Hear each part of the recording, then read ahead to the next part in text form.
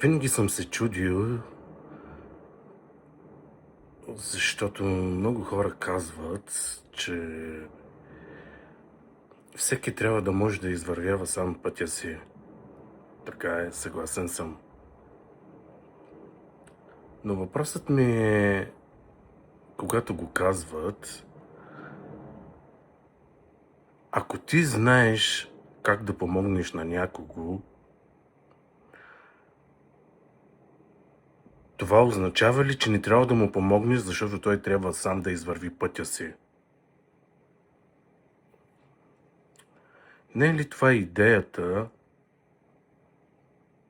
на Твореца, когато създава човека по собствен образ и подобие, за да бъде заедно като едно общество, което да може да разрешава проблемите както на себе си, така и на другите около него, независимо дали го познаваш или не.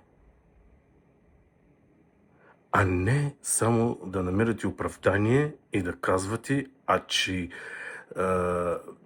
това е твоята битка и че ти трябва сам да я извоюваш. Но ако ти имаш възможност да помогнеш и аз да спечеля тази битка, няма ли да е по-добре и за двамата, и за всичките? Защо ще ме оставиш аз сам да тъна в тази битка, която понякога е необяснимо трудна за един човек, но може да бъде победена от двама, от другият, който знае?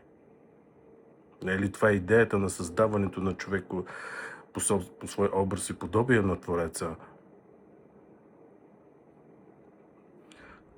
Защо правя това видео? Защото навсякъде в живота си, където отивам и търся някаква помощ, всеки път някой ми казва: ама трябва да го извървиш сам. Да, но ти, когато си го извървял вече и си видял страданията, трябва ли и аз да мина по същите страдания, защото ти си го извървял по същите страдания? Не е ли по-добре да ми обясниш, да ме насочиш какво да направя, как да го направя? Или е по-добре да ме оставиш сам да си бъскам главата, да изпитвам мъки, страдания и темче подобни работи?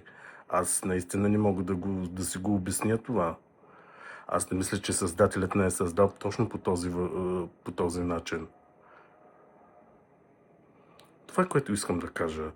И от тук нататък вие ще видите много мои клипове, свързани специално с тези неща, защото аз дори да искам да помогна след това на някой в момента от това, което аз изминавам, то вие ще го научавате с всяко едно следващо видео.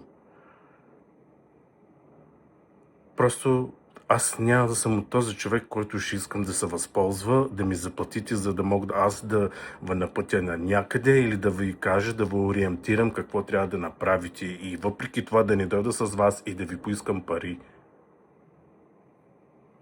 Това е... това искам аз за себе си и това в момента се опитам да направя.